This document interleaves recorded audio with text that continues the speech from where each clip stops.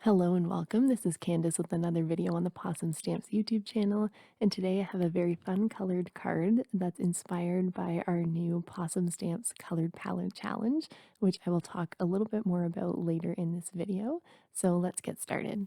So because this card involves a lot of stamping and die cutting, I like to do some mass producing. So I'm starting with the dies from the Extra Scoop die set, and I'm going to cut those out from an 110-pound piece of cardstock. And this is going to form my template. So I'm just taking all of the little popsicle images that I'm going to use, and this is a technique that you could use for any stamp set. So what I like to do is inlay those like a little puzzle piece, line my stamp up, and then do that for all of the different pieces. And then once they're all done, I can stamp them very quickly. And what's nice about this is you don't have to stamp and then line up the dies with every stamped image. You can die cut a whole bunch of popsicles and then just fit them in like little puzzle pieces and stamp many of them at the same time. I like to do this for any stamps that I'm going to mass produce, and then I can keep this little template in my stamp pocket for later when I'm going to use this set again. So as you can see here, I am using up a lot of my scrap paper. I find this to be a really great way to use up all those little pieces of cardstock scraps from card bases and everything else. And I'm cutting out my popsicles. I cut out a couple of each of them. And then I had some extras left over as well from when I was done all my stamping that I can save for using on a future card. So as you can see there, I'm coming in and fitting them in like little puzzle pieces and stamping those down. You can do a bunch at once, or sometimes I like to do them one at a time using my smaller stamp cube. So this is a really fun technique, and I like to do this as well when I'm not feeling super creative. I like to have stamped images kind of at the ready, that when I am feeling creative, I can come back and color later on. So once I stamped a whole bunch of those, I'm also going to take a piece of scrap paper and put that behind and stamp that down.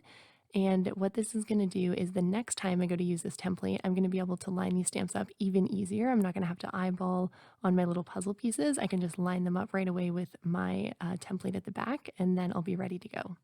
So now we're going to move on to the coloring. So you can see which Copics I'm using on the side there, and it is all a bunch of greens, and that is because this card is inspired by our new color palette challenge.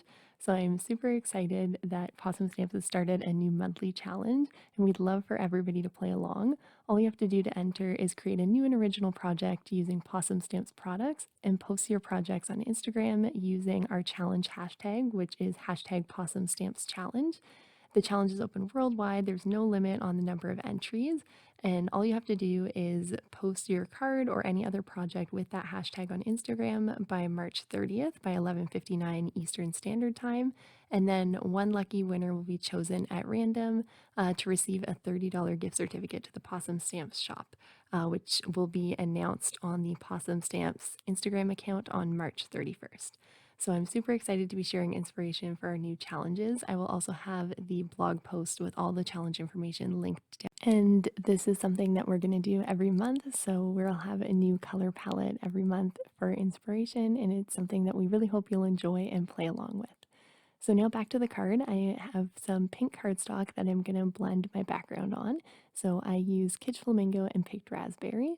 I love blending on colored cardstock. It gives such a glowy look to the center. I do have a worn lipstick, but I didn't end up using that one.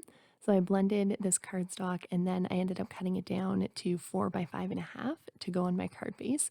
And I fiddled around with where all of my little popsicles were going to go off screen.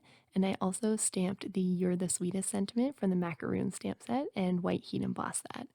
So I really wanted to add some additional dimension. You could have glued these down, but instead I popped each of them up on some foam tape, and it looked really, really cool in the end. You can't tell on camera quite as much, but it does add so much fun and dimension.